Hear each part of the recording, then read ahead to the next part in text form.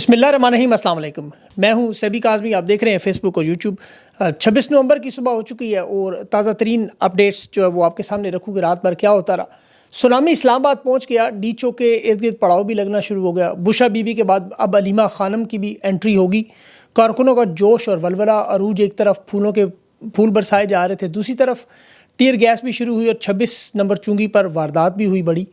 گاڑیوں کی بڑی آمد اڈیالہ جیل میں بھی ہوتی رہی۔ علی مین کا قافلہ بھی بڑی تعداد میں کارکن پر موجود۔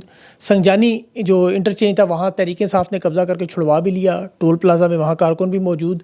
اور سپریم کورٹ میں چیف جسٹس یحییٰ آفریدی کی سربراہی میں بڑا اہم اجلاس سپریم کورٹ کھولی گئی، لیکن ہوا کیا؟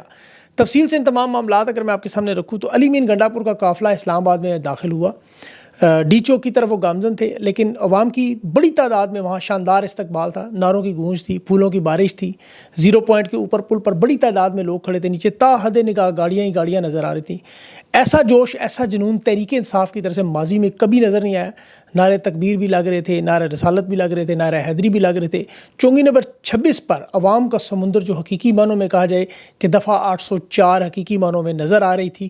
اور اگر یہاں پر یہ جو ویڈیو چل رہی ہے اس میں آپ کو نظر آ رہا ہوگا، اس سے آپ کو اندازہ ہو سکتا ہے صورتحال کیا ہے۔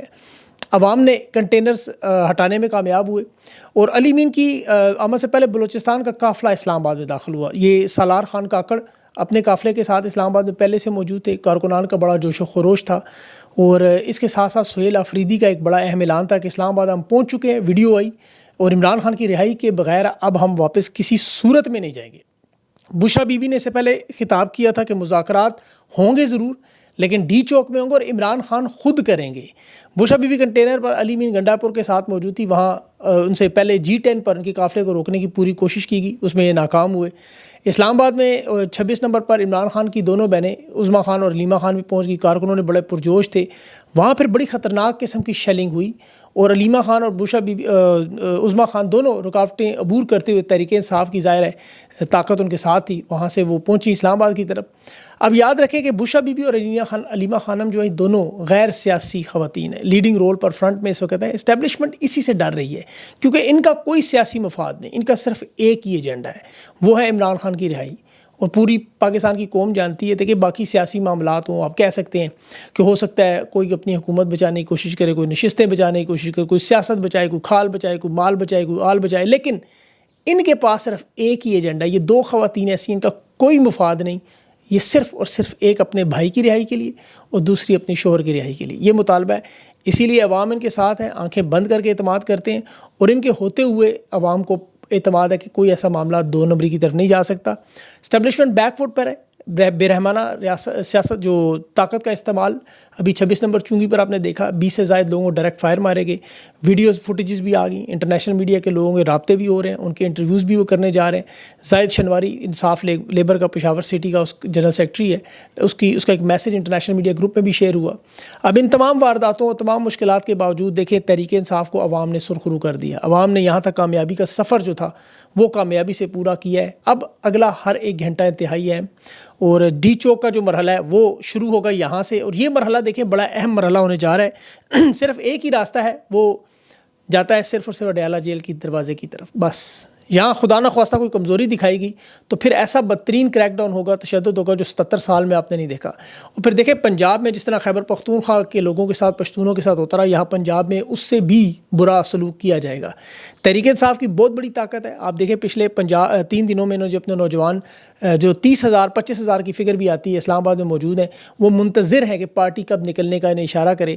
اور تحریک انصاف کے جو بھی نوجوان قیادت ہے، جس طرح انہوں نے اس پورے مرحلے میں دیکھیں اپنا لوہا منوایا، بلوچستان سے صدام ترین سالار خان کاکڑ تھے، خیبر پختونخوا سے سہیل خان آفریدی آیا، مینا خان آیا، شاہد چھٹک تھا، شفیع تھا، ISF کے بہت سارے وہ نوجوان جنہیں عمران خان سیاست میں خود پکڑ کر لائے، وہ آج بڑے بڑے سیاستدان بن گئے۔ دلیری سے جس طرح بہادری سے رکاوٹیں عبور کر کے اسلام آباد پہنچے، یہ بہت بڑی کامیابی ہے۔ حکومتی حلقوں کی ظاہر ہے وہی پرانی ٹیپ ریکارڈر چل رہا ہے کہ جی 50 بندے ہیں، 10 بندے ہیں، 30 بندے ہیں، گننے والے خود اس وقت موجود ہی نہیں، نہ انہیں حقیقت کا پتہ ہے۔ ان کے رہنما کے دن نے یہ بھی نہیں پتہ، یہ اس حقیقت سے باخبر ہے۔ تارڑ کو چھوڑا ہے انہوں نے میدان میں کھلا کہ جن راستوں سے یہ آ رہے ہیں جی 5,000 بندے ہیں، رک کے آ رہے ہیں تاکہ رات کو پیش قدمی کریں کیونکہ دن میں ہمیں گن لیں گے۔ رات کو پتہ نہیں چلتا کتنے لوگ ہیں، ہم ان کو رات کو واقعی نہیں پتہ چلتا کتنے لوگ ہیں۔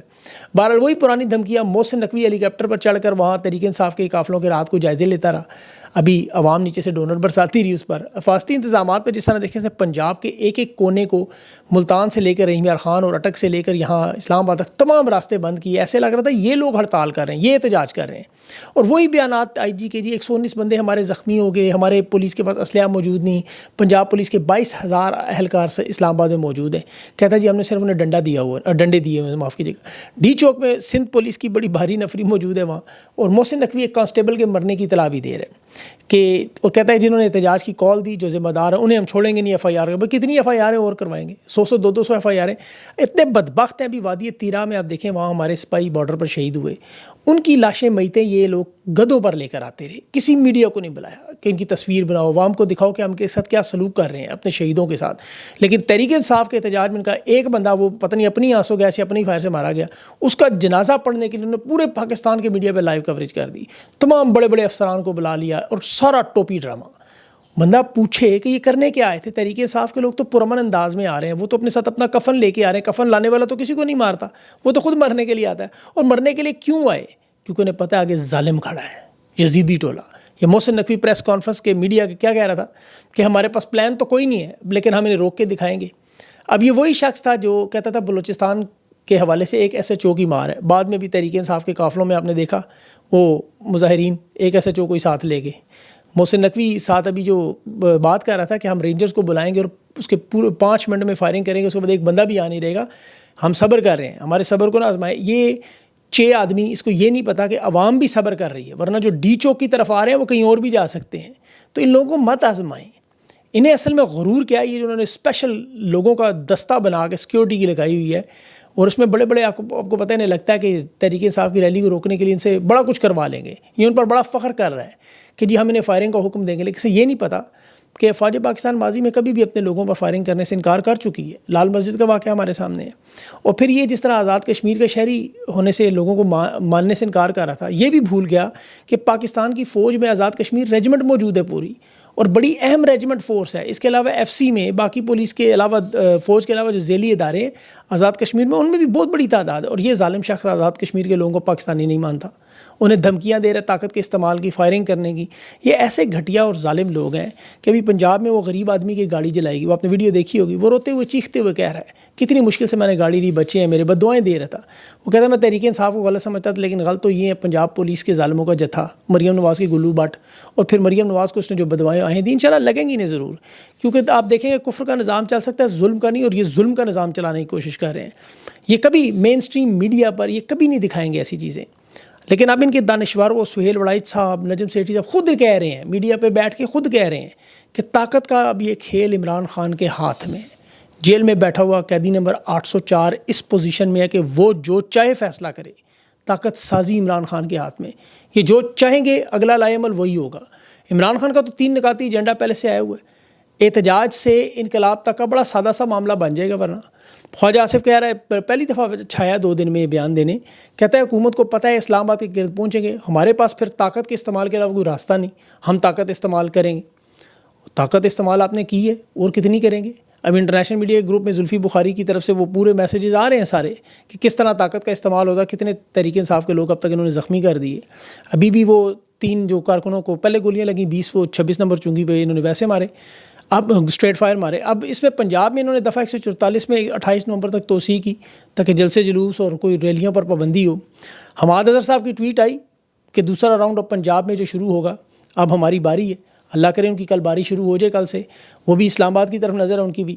انہوں نے پورا مین سٹریم میڈیا پلانٹڈ، صحافی پروپیگنڈا سارا دن کرتے رہے، پی ٹی آئی احتجاج پر حملہ ہو گیا جی، یہ ہم نے شہادتیں ہو گئی جی، دھچکے ہو گئے جی، احتجاج ہو گئے، کپتان مان گیا، فلاں بازی الٹ گئی، فلاں فلاں، سارا تباہ بربادی والا مسئلہ۔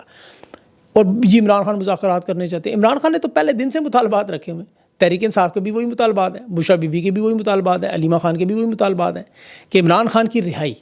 اب گیند ان کے کورٹ میں، یہ دیر کریں گے، عوام کو گولیاں ماریں گے، یا عمران خان کے مطالبات تسلیم نہیں کریں گے، تو یہ یاد رکھیں کہ تحریک انصاف اس وقت اتنی بڑی طاقت میں آ چکی ہے، لاکھوں لوگ موجود ہیں، پھر یہ نہ ان مطالبات میں ان زمینی خداؤں کے نام بھی آ جائیں، ان سے استعفے طلب کرنے کا بھی مطالبہ آ جائے، جنہوں نے ماؤں بہنوں بیٹیوں کی ویڈیوز بنائیں، گولیاں ماری، مینڈیٹ چھینا، ملک کو تباہ برباد کیا، 2 سال 6 مہینے میں جو تباہی مچائی، اگر ایسا ہو گیا، ان کی طرف خان کا رخ ہو گیا تو پھر بڑا مشکل ہو جائے گا۔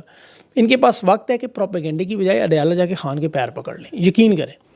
ابھی وہاں پہ بھی دیکھیں بڑے بڑے اداروں میں 20-25 لوگ کی عادت سنبھالنے کے لیے تیار بیٹھے ہوئے ہیں، تو پھر ایسا نہ ہو ان میں سے کوئی لوگ کھڑے ہو جائیں، وہ دیکھیں حالات اس طرح کے خراب ہو رہے ہیں۔ ابھی شیخ وقاص صاحب کا بھی بیان آیا باقاعدہ طور پر کہ عمران خان کی رہائی پر کوئی ان سے مذاکرات نہیں ہو رہے، جب تک ہمارے مطالبات جو عمران خان نے دیے ہیں تسلیم نہیں ہوتے، ہم سوچ بھی نہیں سکتے اس احتجاج کو کینسل کرنے یا آگے بڑھانے کا۔ وجہ یہی ہے کہ پچھلے کچھ گھنٹوں میں مین سٹریم میڈیا پر یہ افواہیں پھیلا دی گئی تھی، یہ پروپیگنڈا کر دیا گیا تھا کہ جی پارلیمنٹ کے اندر جو انکلیو ہے وہاں پہ مذاکرات ہو رہے ہیں۔ شیخ وقاص نے سختی سے تردید کی، اس نے کہا نہ ایسا ہوا ہے نہ ہم ایسا سوچ بھی سکتے ہیں۔ اب یہاں پر یہ لوگ بھول رہے ہیں بار بار کہ تحریک انصاف کی بہت بڑی حکمت عملی موجود ہے۔ اس دفعہ تو بین الاقوامی میڈیا کو انہوں نے انگیج کیا ہوا ہے۔ ابھی بھی انٹرنیشنل گروپ میں دیکھیں روزانہ بڑے صحافیوں کو انوائٹ کیا جا رہا ہے، الجزیرہ میں اسی لیے، CNN پہ، TRT پہ، سٹونک نیوز پر، اور سب سے بڑھ کر عرب اخبارات میں، جن میں کبھی سعودی گزٹ میں دیکھیں ان پر کبھی رپورٹ شائع نہیں ہوئی، وہاں پہ بھی عمران خان کی رپورٹ شائع ہو رہی ہیں۔ تو وہ خود کہہ رہے ہیں سارے میڈیا والے کہ حکومت اپنے آپ کو مزید گڑے میں پھینک رہی ہے، احتجاج کو کور کیا جا رہا ہے باقاعدہ۔ سعودی عرب کا میں آپ کو بتا رہا ہوں، انہوں نے کبھی عمران خان کے بارے میں اس طرح کی خبریں ان حالات میں نہیں لگائیں، وہ بھی مجبور ہو گئے کیونکہ وہ دیکھ رہے ہیں عوام کیا کر رہی ہے، عوام کیا چاہتی ہے۔ اب دارالحکومت میں عمران خان کے لیے جو احتجاج ہے، اور اس کے ساتھ ساتھ دیکھیں عدالتیں کھولنے کا معاملہ، عدم اعتماد کی رات عطا بندیال نے 12 بجے عدالتیں کھول دی تھیں، آپ کو یاد ہوگا، جس کا خان نے کہا تھا مجھے ساری زندگی یہ یاد رہے گا۔ آج بڑا اہم موقع ان کے پاس، یہی عدالتیں کھولی۔ چیف جسٹس جیا فریدی کی صدارت میں انہوں نے جوڈیشل کمیشن کے نام پہ اجلاس کیا، منصور علی شاہ بھی تھا، جسٹس منیب اختر بھی تھا، امین الدین بھی تھا، وفاقی وزیر قانون بھی تھا۔ اب ان ججز کے سامنے سب کچھ ہو رہا ہے، اور یہ اسی طرح ستو پی کر سوئے ہوئے ہیں۔ یہ باتیں کیا کہہ رہے ہیں سندھ ہائی کورٹ کے ججز کو آئینی بینچ کے لیے نامزد کرنے کی، اس میں مصروف ہے۔ یحییٰ فریدی کو تو پتہ ہے کہ عمران خان کے مطالبے میں 26ویں ترمیم کا خاتمہ ہے، اب 26ویں ترمیم ختم ہوئی تو فریدی صاحب تو اس عہدے سے فارغ۔ لیکن افسوس ہے کہ منصور علی شاہ اور منیب اختر جیسے جج جنہیں اللہ نے بار بار موقع دیا ہے، بھئی یہ وہ آ کے سامنے اس فل کورٹ بنا کے معاملے کو سنتے کیوں نہیں، انتظار کس چیز کا کر رہے ہیں۔ تحریک انصاف کے مطالبات میں دیکھیں میرے خیال میں اب استعفوں کی ڈیمانڈ شامل ہو جائے گی، کیونکہ یہ لوگ جو اس وقت یہ ہیں اسٹیبلشمنٹ کے طاقتور ہیں، انہیں شاید اس وقت تک ہوش نہ آئے جب تک ان کے نام نہیں آئیں گے۔ اب تحریک انصاف ابھی تک پرامن انداز میں دیکھیں بغیر کسی قسم کے قانون کو ہاتھ میں نہیں لے رہی، وہ تو اسلام آباد ہائی کورٹ کے جو غیر قانونی قرار دیا احتجاج جو ان کا حق ہے اس کو بھی تسلیم کر رہے ہیں، اور پارلیمنٹیرین کو سامنے نہیں لا رہے، فارم 45 والے آ رہے ہیں سارے جو جیتے ہوئے۔ اب تحریک انصاف کے احتجاج کا رخ اگر بدل گیا اور چلا گیا اداروں کی طرف تو پھر معاملہ کس طرف چلا جائے گا۔ ابھی کچھ لوگ تو باقاعدہ مشورہ دے رہے ہیں کہ آپ جا کے اسلام بیٹھ جائیں، پنڈی بیٹھ جائیں، اسلام آباد ان کے چڑیا گھر کے سامنے بیٹھ جائیں، لیکن عمران خان نے شاید مقام جو ہے لائے عمل جو دیا ہوا بشرا بی بی کو، وہی پارٹی کے پاس ہے، جس کی وجہ سے وہ قیادت میں نظر بھی آ رہے ہیں اس وقت سب اکٹھے۔ اور میرے خیال میں اس طرح کی کوئی جو کال انسٹالیشن کی طرف یا ان کے اداروں کی طرف نہیں تھی، لیکن اگر عوام کا رخ ہو گیا تو پھر یہ ہو سکتا ہے 9 مئی کا فلیگ فالس فلیگ کی سچا مچا ہی نہ ہو جائے، مجھے تو اس چیز کا خطرہ ہے۔ تو اس سے ڈریں اور اللہ سے معافی مانگیں، توبہ کریں ان حالات میں کہ عمران خان کی طرف سے ایسی کوئی ہدایات نہیں ہے، کوئی ایسی بات نہیں ہے، اور کوشش کریں کہ اس طرح کے معاملات نہ بنائیے۔ محسن نقوی جیسے لوگ، یہ خدا کی قسم پہلی فلائٹ پکڑ کے بھاگ جائے گا جو ہی معاملات یہاں خراب ہوں گے۔